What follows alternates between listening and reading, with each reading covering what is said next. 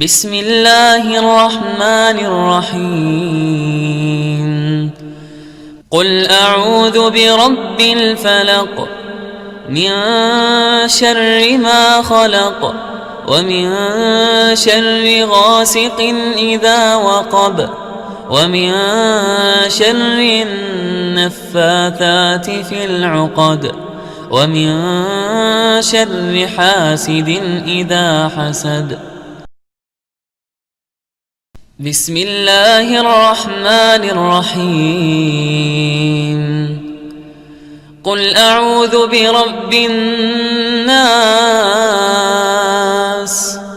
ملك الناس إله الناس